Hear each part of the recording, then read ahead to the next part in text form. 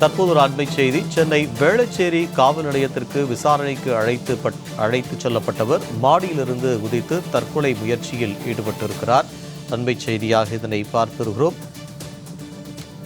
சென்னை வேளச்சேரி காவல் நிலையத்திற்கு விசாரணைக்கு அழைத்து செல்லப்பட்டவர் மாடியிலிருந்து குதித்து தற்கொலை முயற்சியில் ஈடுபட்டிருக்கிறார். கூடுதல் விவரங்களை எமது செய்தியாளர் ராம்குமார் வழங்க கேட்கலாம். ராம்குமார், விவரம். ஸ்ரீதர், சென்னை வேளச்சேரியில் உள்ள காவல் நிலையத்தில் குற்ற வழக்கில் கைது செய்யப்பட்ட ஒருவரை இன்று காலை வேளச்சேரி காவல் நிலையத்தில் வைத்து விசாரணைக்காக அழைத்து வந்தனர். அப்போது காவலர்கள் கண்ணிமைக்கும் நேரத்தில் 2வது மாடியிலிருந்து அந்த நபர் தற்கொலைக்கு முயன்றுள்ளார். பலத்த காயத்துடன் மருத்துவமனைக்கு அழைத்து செல்லப்பட்டுள்ளார். விசாரணைக்காக அழைத்து வந்த நிலையில் அவர் திடீரென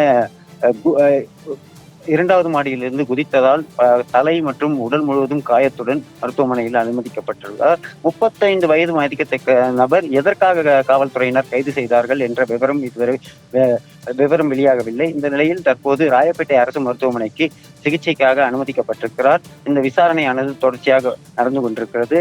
இன்று காலை சரியாக 8 மணி அளவில் அவரை காவல்துறையினர் அழைத்து வந்திருக்கிறார்கள். அழைத்து வரும்போதே காவல்துறையினர் பார்க்கும் போதே மாடியிலிருந்து குதித்து தற்கொலைக்கு முயன்றுள்ளார். எந்த வழக்கில் அவர் கைது செய்யப்பட்டார் என்ற விவரம் தற்போது வெளியாகவில்லை. அவரை மீட்டு ராயப்பேட்டை அரசு மருத்துவமனையில் சிகிச்சைக்காக அனுமதிக்கப்பட்டிருக்கிறார். ஸ்ரீதர், தகவலுக்கு நன்றி ராம்குமார்.